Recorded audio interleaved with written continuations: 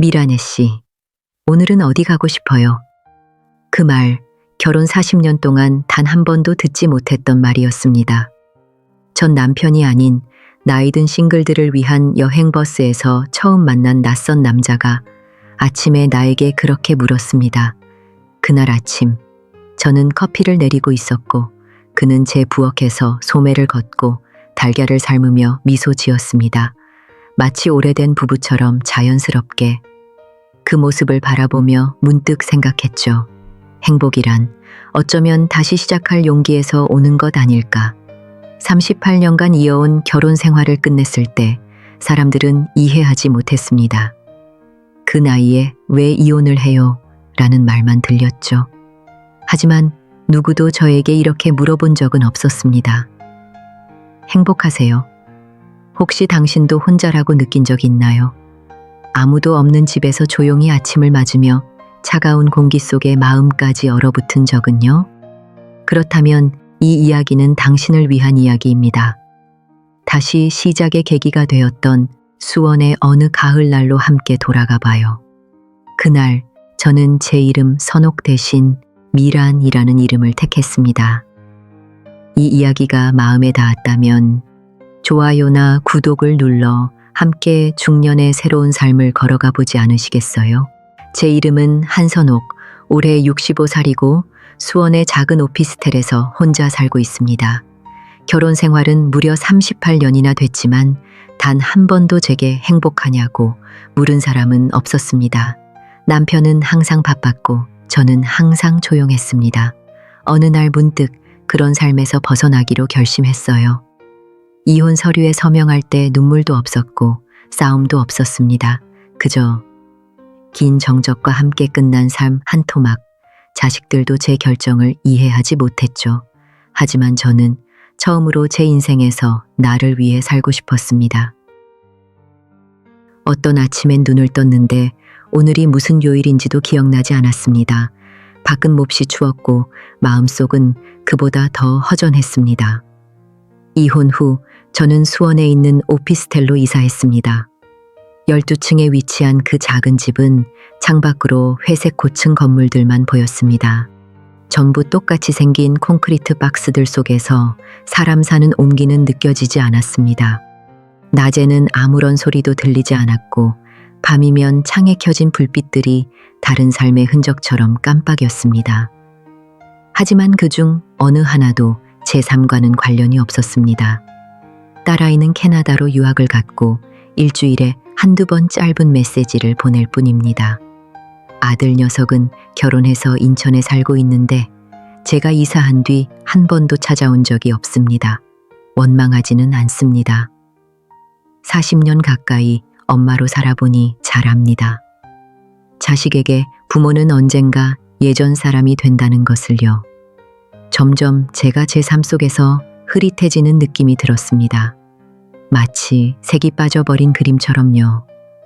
아침이면 습관처럼 커피를 내리고 라디오를 켜서 뉴스를 들었습니다. 평범한 일상을 유지하려 애쓰는 척 했지만 사실은 무너지지 않으려고 몸부림치고 있었을 뿐입니다. 이혼 후에 자유를 꿈꿨지만 자유가 곧 가벼움은 아니었습니다. 아무도 저를 찾지 않고 아무도 제 이름을 불러주지 않는 자유는 매일 조금씩 스며드는 고독이었습니다. 3월 초 비가 내리던 어느 오후 창밖을 바라보던 저는 문득 이런 생각이 들었습니다. 지금 내가 사라져도 누가 눈치라도 챌까?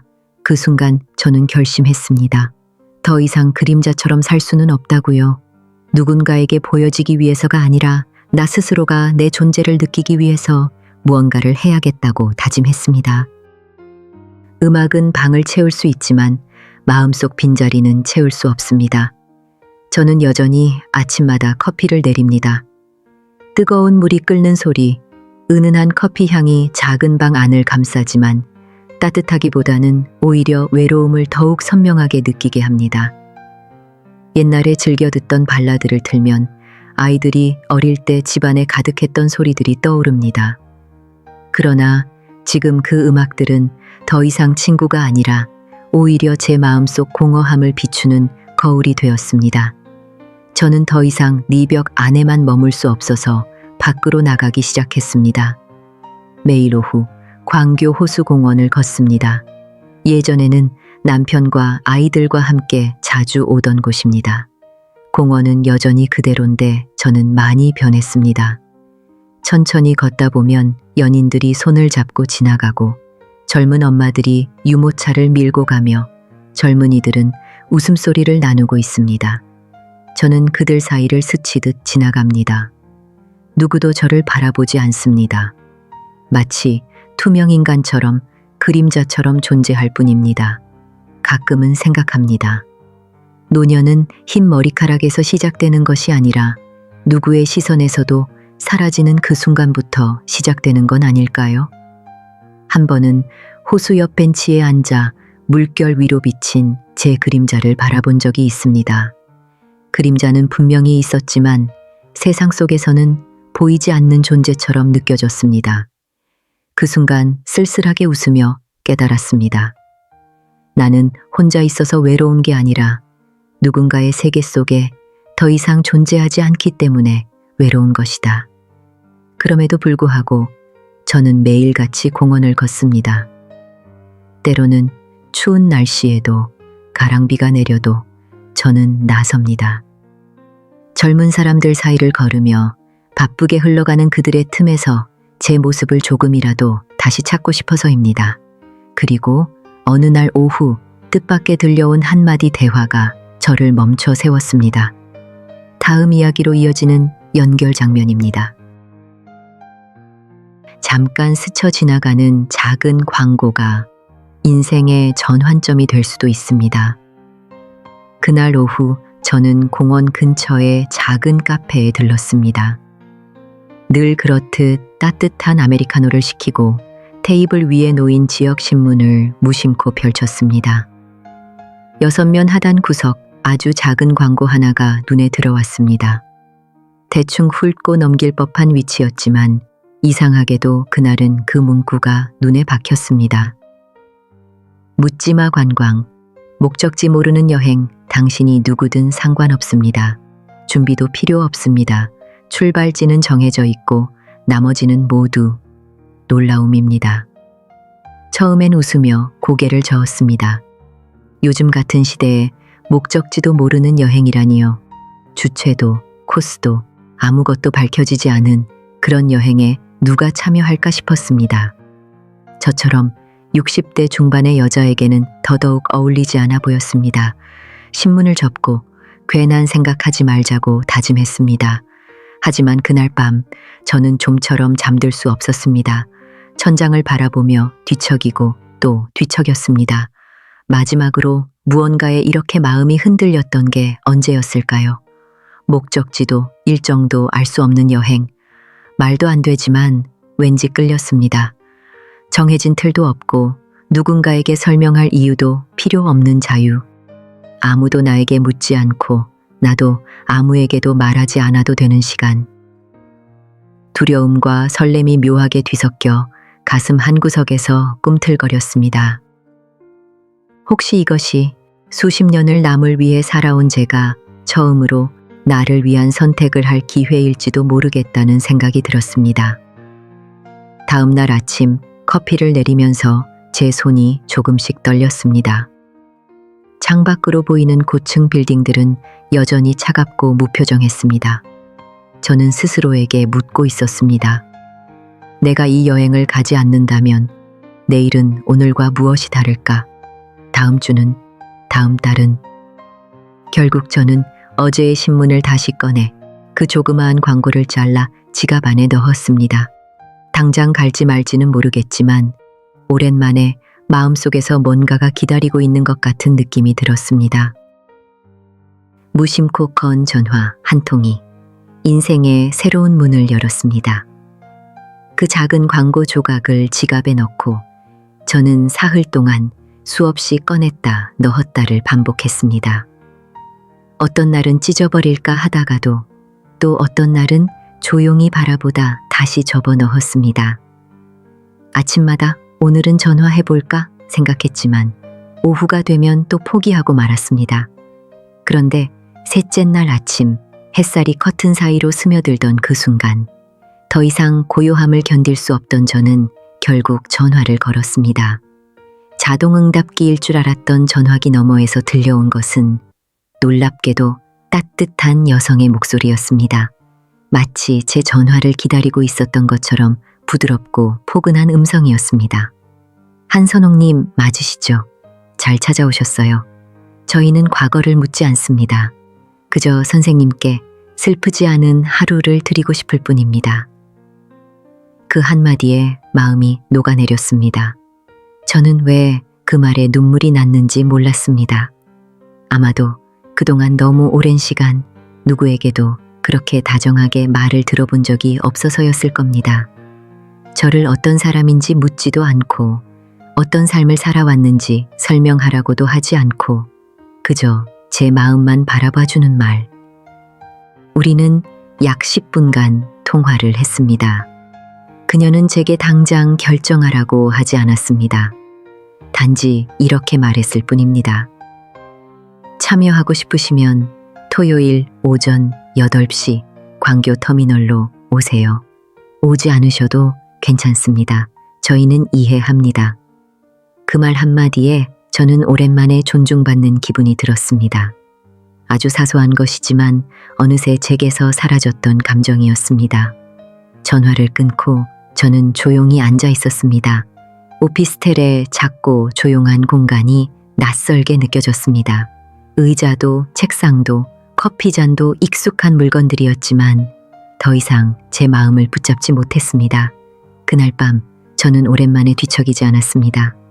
몇 벌의 옷을 접어 낡은 배낭에 넣고 현관 옆에 놓아두었습니다. 꼭 가겠다는 확신은 없었지만 다음날 아침 제 마음이 또다시 흔들린다면 저는 광교 터미널로 갈 겁니다.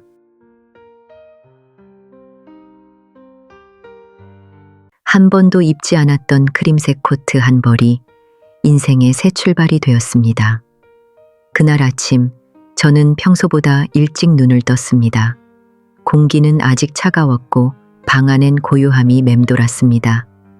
거울 앞에 서서 2년 전 사두고 한 번도 입지 않았던 크림색 코트를 꺼냈습니다. 왜 그 옷을 고른 건지 정확히는 모르겠지만 뭔가 새로워지고 싶은 마음이 들었습니다. 조금 더 밝고 단정해 보이고 싶었습니다. 어디로 가는지도 모른 채 무언가를 시작하는 기분이었습니다. 조용히 계단을 내려가 동탄행 첫 버스를 탔습니다. 누군가 배웅해 주는 것도 기다리는 사람도 없었습니다. 다만 제 심장은 젊은 시절처럼 뛰고 있었습니다. 두려움과 설렘이 뒤섞인 낯선 감정이었습니다. 버스터미널에 도착했을 때 길가에 45인승 관광버스 한 대가 서 있었습니다. 앞 유리창에는 단정하게 붙여진 팻말 하나가 있었습니다.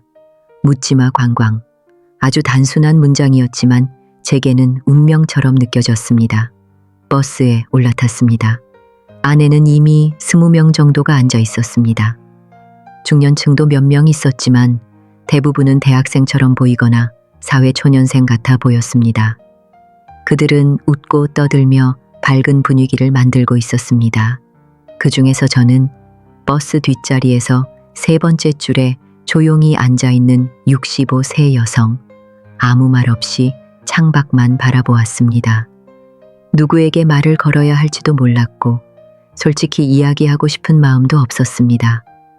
그저 창밖 풍경만 바라보며 생각에 잠겼습니다. 창문에는 이슬이 살짝 맺혀 있었고 밖의 동탄 풍경은 점점 멀어져 갔습니다. 어디로 가는지도 모르는 채 출발한 여행, 가이드가 말했습니다. 오늘은 목적지를 알려드리지 않습니다. 그냥 함께 가며 우연을 믿어보는 하루입니다. 그 말이 이상하게 위로가 되었습니다. 수십 년을 계획과 책임 속에서 살아온 제게 처음으로 몰라도 되는 하루가 주어진 것이었습니다. 버스 엔진이 부르릉 소리를 내며 출발했습니다. 문이 닫히고 저는 마음속으로 생각했습니다. 지금 이 순간부터 단지 하루가 아니라 내 인생의 남은 날들까지 바뀔 수도 있는 여정이 시작된 건지도 모르겠다고. 누군가 이렇게 말해준 건 오랜만이었습니다. 과거는 묻지 않습니다. 오늘은 웃는 얼굴만 있으면 됩니다. 관광버스는 출발한 지 1시간쯤 지나고 있었습니다. 차 안은 여전히 떠들썩했지만 창문 사이로 들어오는 부드러운 햇살과 잔잔한 음악 덕분인지 저도 조금은 긴장이 풀리기 시작했습니다. 그때였습니다. 소나무 숲을 지나던 중 버스 앞쪽에서 여성의 목소리가 들려왔습니다. 여러분 안녕하세요. 오늘 묻지마 여행의 가이드를 맡은 유리입니다. 고개를 들어보니 40대 초반쯤 되어 보이는 여성 한 분이 환한 미소를 지으며 서 있었습니다. 작고 단정한 체구였지만 눈빛과 미소는 햇살처럼 따뜻하고 생기 넘쳤습니다. 연한 오렌지색 코트에 하늘색 스카프를 두른 모습은 차 안 전체를 환하게 만들었습니다. 여기서는요, 그녀가 환한 목소리로 말했습니다. 나이를 묻지 않습니다. 직업도 중요하지 않아요. 교수든 간호사든 전업주부든 최근에 회사를 그만둔 분이든 오늘 하루는 모두 함께하는 친구일 뿐입니다. 우리에게 필요한 건 단 하나, 웃는 얼굴입니다. 버스 뒤쪽에서 박수가 터졌고 몇몇 젊은 친구들이 웃음을 터뜨렸습니다. 저는 박수는 치지 않았지만 마음속 어딘가가 조용히 흔들렸습니다. 지난 세월 동안 저는 늘 책임과 역할에 묶여 살았습니다. 누구를 만나도 저는 누구의 아내입니다. 이전에 어떤 일을 했습니다. 라고 소개하는 게 습관처럼 되어 있었죠. 그런 저에게 모든 걸 내려놓으세요 라는 말은 너무 낯설지만 따뜻했습니다. 유리는 차 안을 둘러보며 사람들과 눈을 마주쳤습니다. 그 시선이 저에게도 잠깐 머물렀습니다. 아주 짧은 순간이었지만 괜히 가슴이 먹먹해졌습니다. 호기심 어린 시선이 아니라 말없이 외로움을 알아보는 듯한 눈빛이었습니다. 준비가 되시면요, 유리가 미소 지으며 말했습니다. 오늘이 특별한 이유를 한 가지씩 공유해 주세요. 거창하지 않아도 됩니다. 오늘 처음 빨간 원피스를 입었어요. 혼자 아침 먹었는데 이상하게 덜 외로웠어요. 그런 작은 일도 충분해요. 오늘은 우리를 위한 날이니까요. 저는 조용히 창밖을 바라보며 미소를 지었습니다. 특별히 말할 게 없었지만 이상하게도 마음이 가벼워졌습니다. 어쩌면 그냥 이 자리에 있다는 것만으로도 충분한 하루였는지도 모릅니다. 65년을 살아오며 스스로 이름을 정해본 건 이번이 처음이었습니다. 아무도 부르지 않을지도 모르지만 그 이름 하나가 제 마음을 다르게 뛰게 만들었습니다. 버스는 서해 쪽으로 향하는 국도를 따라 계속 달리고 있었습니다. 작은 마을을 지나던 중 유리가 통로 앞으로 나와 밝게 말했습니다. 이제 우리만의 이름을 지을 시간입니다. 걱정 마세요. 오늘 하루만 쓰는 이름이에요. 여러분이 원하시는 이름 무엇이든 좋습니다. 사람들이 웅성거리기 시작했습니다. 어떤 사람은 웃었고 어떤 사람은 부끄러운 듯 얼굴이 빨개졌습니다. 젊은 여성이 손을 들고 말했습니다. 저는 파리요. 아직 가본 적 없지만 언젠가는 꼭 가보고 싶거든요. 차 안이 웃음으로 가득 찼습니다. 저는 잠시 고민했습니다. 새로운 이름이라. 선옥기라는 제 이름은 어릴 적부터 썩 마음에 들지 않았습니다. 촌스럽고 평범하게 느껴졌죠. 예전에 한창 감수성이 예민하던 시절 미란이라는 이름을 갖고 싶다는 생각을 한 적이 있습니다. 부드럽고 여성스럽고 어딘가 자신감 있는 느낌이 좋았습니다. 하지만 그 이름은 시간이 지나면서 잊혀졌습니다. 일하고 결혼하고 아이를 키우다 보니 저 자신이 사라졌던 것처럼요. 조심스럽게 손을 들고 말했습니다. 저는 미란입니다. 유리는 따뜻하게 미소 지었습니다. 환영해요, 미란 씨. 아무도 의아해하지 않았고 아무도 묻지 않았습니다. 그 이름은 마치 새 옷처럼 저에게 꼭 맞는 느낌이었습니다. 다른 분들도 하나씩 이름을 정했습니다. 하나, 둘리, 모차르트. 그리고 맨 뒤쪽 좌석에 앉은 한 남성이 차분한 목소리로 말했습니다. 저는 준입니다. 왠지 모르게 저는 고개를 돌렸습니다. 그 남성은 연한 회색 모자를 쓰고 선글라스를 낀 채 조용히 앉아 있었습니다. 키가 크고 마른 체형이었고 누구와도 시선을 마주치지 않았습니다. 그저 유리에게 고개만 살짝 숙였습니다. 하지만 그 목소리, 낮고 약간 쉰 듯한 음성은 제 마음속 어딘가를 건드렸습니다. 저는 서둘러 정면을 바라보며 자세를 고쳐 앉았습니다. 괜히 가슴이 두근거렸습니다. 그냥 목소리가 독특해서 그랬겠지. 스스로에게 그렇게 말했지만 준이라는 이름은 그 순간부터 제 머릿속에서 쉽게 사라지지 않았습니다. 이 나이에 단지 이름 하나만으로도 누군가를 좀 더 오래 바라보고 싶은 마음이 생길 줄은 몰랐습니다. 버스는 해변 근처의 작은 휴게소에 처음으로 멈췄습니다. 그날은 구름이 많았고 나무로 지어진 카페 지붕 위로 부드러운 바람이 불었습니다. 사람들은 생강차와 따뜻한 떡을 먹으며 잠시 쉬었습니다. 저는 창가 근처의 테이블에 혼자 앉아 축축한 모래사장을 바라보고 있었습니다. 그때 익숙한 목소리가 등 뒤에서 들려왔습니다. 미란 씨, 여기 자리 괜찮을까요? 제가 고른 가명을 기억해주는 그가 조금 낯설게 느껴졌습니다. 선글라스를 쓰고 낮고 쉰 목소리를 가진 준이라는 이름을 택했던 바로 그 남자였습니다. 네, 앉으세요. 저는 조심스레 고개를 끄덕였습니다. 우리는 마주 앉았습니다. 처음엔 단순한 인사말 뿐이었습니다. 날씨 좋네요. 여행 자주 다니세요? 그러나 생강차 향과 바닷바람 사이에서 저는 평소보다 훨씬 많은 이야기를 하고 있었습니다. 최근에 이혼했다는 것, 수원에서 초등학교 교사로 일하다 퇴직한 지 몇 년 됐다는 것, 자식들은 멀리 떨어져 살고 있다는 것.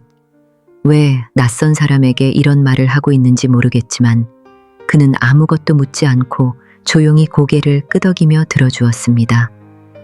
그의 차례가 되자 그는 자신이 은퇴한 엔지니어라고 말했습니다. 예전에는 강원도 산악 지역에서 전기 관련 프로젝트를 했다고요. 부인은 6년 전 세상을 떠났고 자식은 없으며 혼자 살고 있다고 했습니다. 이번 여행에 온 이유는 즐기기 위해서가 아니라 너무 조용한 집에 혼자 있고 싶지 않아서였다고 했습니다. 그의 말투엔 불평이 없었습니다. 마치 파도가 스쳐 지나가듯 담담하고 조용했습니다.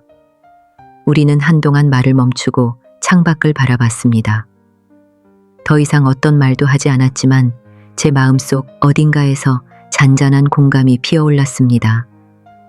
사랑은 아니었지만 나만 그런 게 아니구나 라는 위로 같은 것이었습니다. 버스가 다시 출발했습니다. 이번엔 더 이상 제가 가장 조용한 승객은 아니었습니다. 아주 작은 순간이지만 그 순간만으로도 내가 아직 살아있고 아직도 마음이 흔들릴 수 있다는 걸 느꼈습니다. 첫 번째 휴게소는 충주 근처에 있는 작은 쉼터였습니다. 소나무가 드문드문 보이는 구불구불한 도로 옆에 위치해 있었고 버스는 30분간 정차했습니다. 가이드 유리는 모두를 데리고 길가의 작은 분식점으로 안내했습니다. 그곳에서는 따끈한 떡볶이와 김이 모락모락 나는 생강차를 팔고 있었습니다. 저는 조용한 창가 자리를 골라 혼자 앉았습니다. 아직 낯선 사람들과 편하게 이야기하는 게 익숙하지 않았기 때문입니다. 첫 번째 떡을 집어먹고 있을 때였습니다. 준이라는 이름을 택한 제 뒷자리에 앉았던 그 남자가 두 잔의 차를 들고 다가왔습니다. 미란 씨, 생강차예요. 그가 말하며 조심스럽게 제 잔에 차를 따라 주었습니다. 과하지도 않고 너무 조심스럽지도 않은 그 손길에서 묘한 따뜻함이 느껴졌습니다. 저는 고개를 살짝 숙이며 말했습니다. 감사합니다. 그는 제 맞은편 자리에 앉았습니다. 처음엔 아무 말도 하지 않다가 조용히 이렇게 말했습니다. 미란, 참 예쁜 이름이네요. 어쩐지 마음이 편해지는 이름 같아요. 저는 미소만 지었습니다. 그 말은 형식적인 칭찬이 아니었습니다. 그의 말투엔 진심이 담겨 있었고 그 사실이 오히려 제 마음을 더 두근거리게 만들었습니다. 무슨 말을 해야 할지 몰라 조용히 차를 한 모금 마셨습니다. 따뜻한 생강차가 목을 타고 내려가며 가슴 깊은 곳이 아주 오랜만에 스르르 녹아내리는 듯 했습니다. 주변 사람들의 웃음소리는 여전히 들렸지만 그 순간 제 귀에는 바람소리와 커튼이 살짝 흔들리는 소리, 그리고 제 심장 소리밖에 들리지 않았습니다. 정말 오랜만에 저는 보이는 사람이 된 기분이었습니다. 누구의 엄마도 누구의 전 부인도 아닌 한 사람의 여성으로 존재하고 있다는 사실이 기적처럼 느껴졌습니다. 휴식 시간이 끝나고 다시 버스에 올라탔습니다. 이번에는 준이 원래 자리로 돌아가지 않았습니다. 제 옆자리에 조용히 앉았습니다.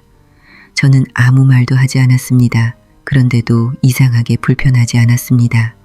아마도 평생 처음으로 저는 누군가의 시선을 두려워하지 않게 된 것 같습니다. 작은 순간이 때로는 마음속에 큰 빈틈을 메워줍니다. 된장찌개와 생선구이, 간단한 반찬 몇 가지가 나오는 시골 식당에서 점심을 먹은 후 우리는 소나무 숲 옆 야외 공간으로 이동했습니다. 그곳에서 단체 게임과 공예 체험이 준비되어 있었습니다. 솔직히 말하자면 저는 이런 활동에 익숙하지 않습니다. 은퇴 후로는 사람들과 어울리는 일이 거의 없었고 웃는 것조차 피하게 되었지요. 그런데 게임이 시작되자 옆 사람들의 웃음소리가 파도처럼 제 마음 가장자리까지 밀려왔습니다. 3명씩 조를 짜서 퀴즈를 푸는 게임이 있었는데 저는 머뭇거리고 있었습니다. 그때 준이 다가와 조용히 말했습니다. 미란 씨, 같이 하실래요? 짧은 한마디였지만 제 외로움 너머로 다리를 놓아주는 말처럼 느껴졌습니다. 함께 게임을 하며 웃었습니다. 오랜만에 저는 어떤 모임 속에서 남이 아니라 함께 있는 사람이라는 기분을 느꼈습니다. 게임 후에는 작은 목공 체험장이 있는 통나무집으로 이동했습니다. 각자 작은 나무 조각을 받아 원하는 모양으로 꾸미는 활동이었습니다. 저는 나무십 모양의 열쇠고리를 만들기로 했습니다. 손재주가 없는 편이라 걱정했지만 손끝에 닿는 나무결이 생각보다 부드러웠습니다.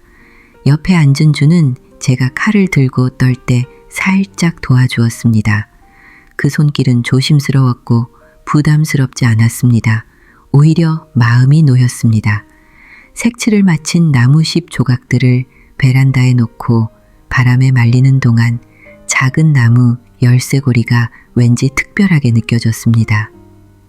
완성된 나무십을 손에 들었을 때 저는 웃고 있었습니다. 오랜만에 진심으로 웃었습니다. 억지로 짓는 미소도 예의상 웃는 표정도 아니었습니다. 그냥 마음에서부터 번져나온 웃음이었습니다. 옆에서 조용히 바라보던 준도 함께 웃었습니다. 주름진 눈간 세월의 흔적이 가득했지만 그 속엔 묵묵한 따뜻함이 있었습니다. 그날 우리는 서로의 벽에서 한 걸음씩 밖으로 나왔습니다. 아주 작지만 분명히 느껴지는 변화였습니다. 준비하지 않아도 괜찮습니다. 진심을 들어주는 사람만 있으면 됩니다. 마지막 정차지를 떠난 버스는 해가 산 너머로 넘어갈 무렵 조용히 출발했습니다. 붉게 물든 햇살이 차창을 타고 들어오며 버스 안을 따스하게 감쌌습니다. 저와 준은 자연스럽게 나란히 앉게 되었습니다. 처음 몇 분은 말이 없었습니다. 어색하지 않았습니다. 오히려 서로 하루 동안 쌓인 감정을 천천히 정리하고 있는 듯한 고요한 시간이었습니다. 그러다 준이 먼저 입을 열었습니다. 목소리는 여전히 낮고 깊었지만 오늘 처음보다 훨씬 부드럽고 다정했습니다. 부산에서 거의 30년을 살았습니다. 건설 현장에서 일했지요. 비 오나 눈 오나 하루도 빠짐없이 현장에 있었어요. 저는 고개만 끄덕이며 조용히 들었습니다. 아내는 일찍 세상을 떠났습니다.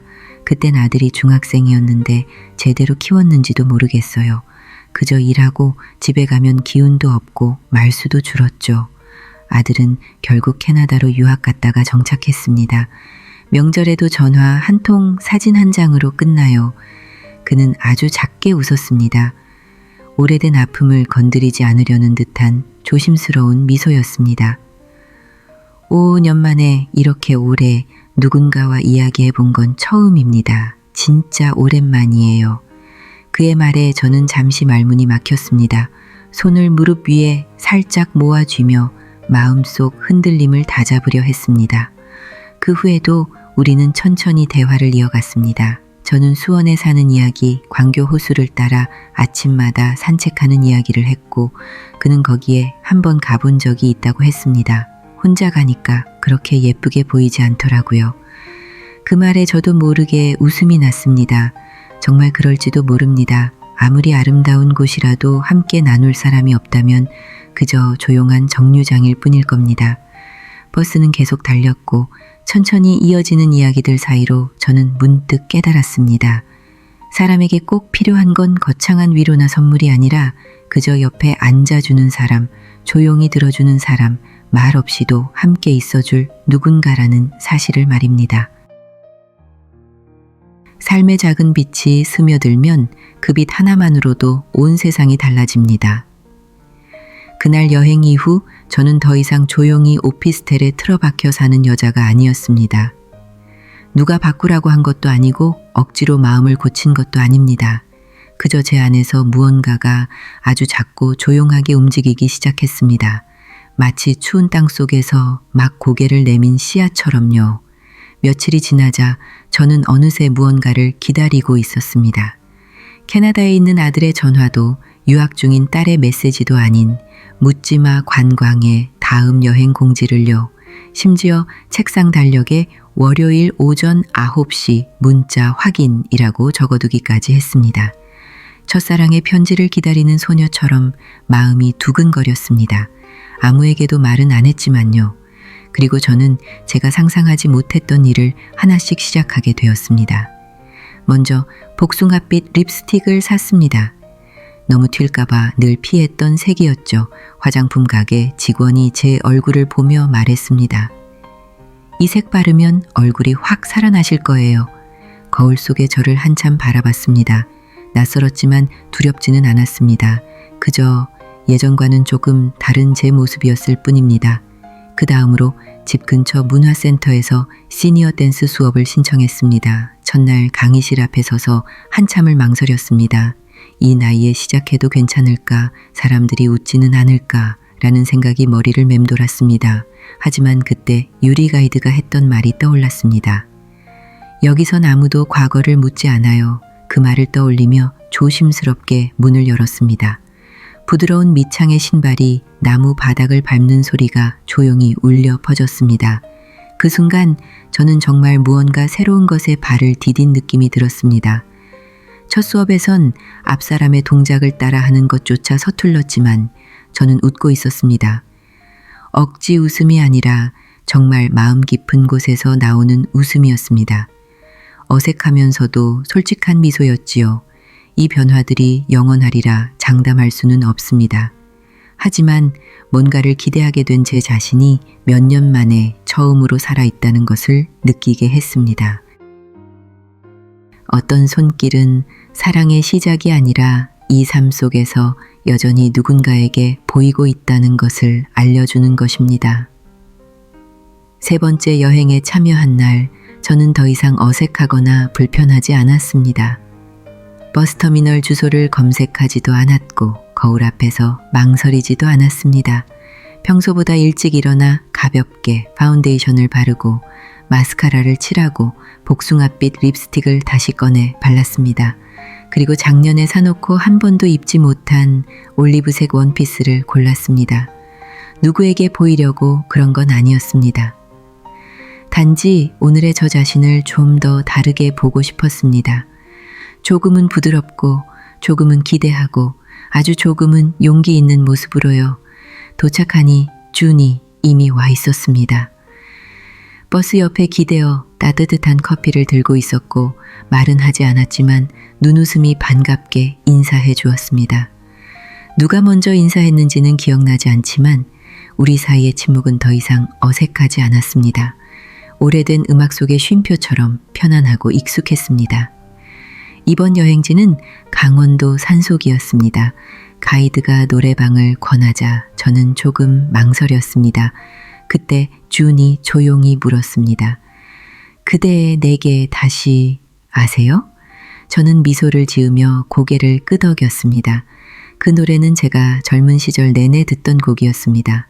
외로울 때, 그리울 때, 그리고 누군가를 이름조차 부르지 못할 때 들었던 그럼 같이 불러요. 음악이 흐르기 시작했고 그의 낮고 부드러운 목소리에 제가 따라 불렀습니다.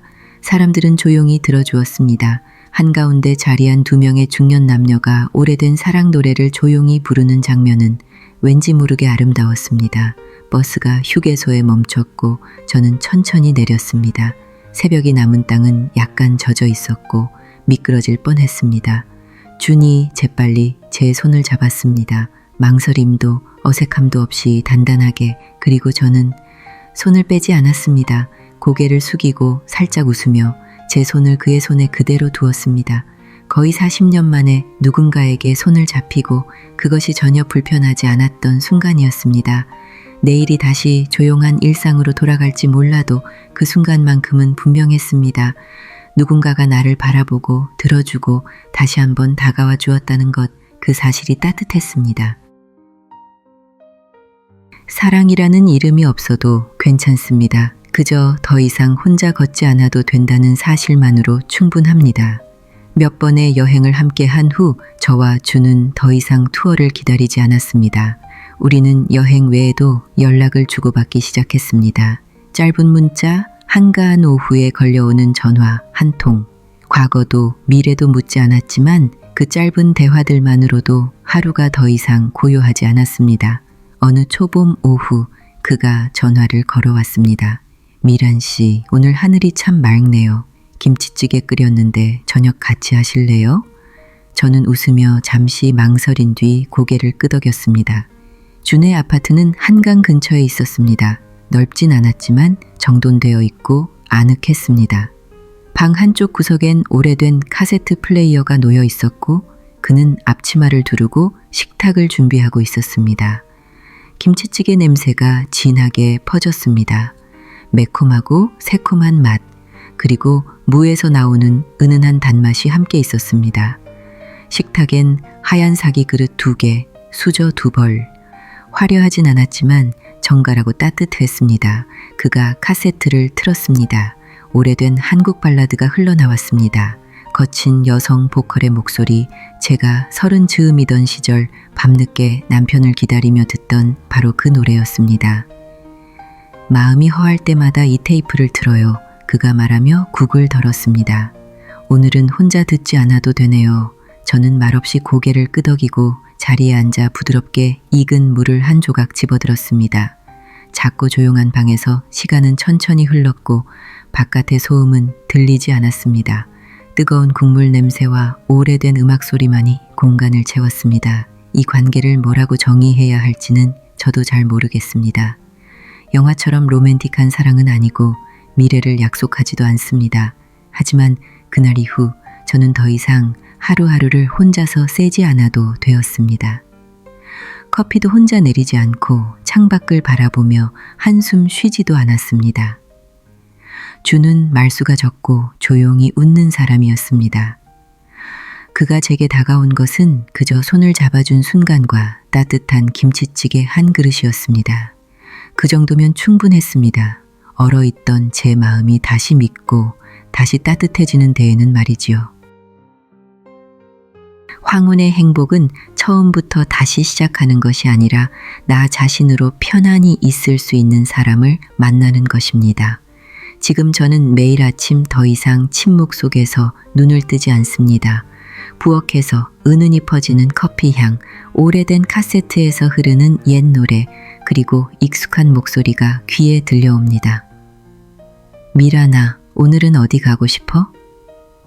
고개를 돌리면 준의 부드러운 눈빛이 아침 햇살처럼 저를 감쌉니다. 미래를 약속하지 않아도 특별한 계획이 없어도 괜찮습니다. 함께 하루를 시작한다는 것만으로도 저는 더 이상 제 인생에서 그림자처럼 존재하지 않습니다. 우리는 결혼하지 않았습니다. 예식도 청첩장도 없습니다. 그러나 분명히 알 수 있습니다. 65세에 저는 다시 사랑에 빠졌습니다. 조용하고 느릿하지만 제 자신을 되찾게 해준 사랑입니다.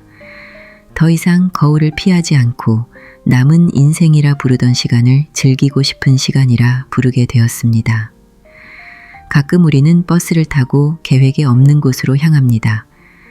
강가의 작은 국수집, 산 근처의 조그마한 시장, 목적지는 중요하지 않습니다. 함께 가는 사람이 마음을 편하게 해준다면 어디든 집이 될 수 있으니까요.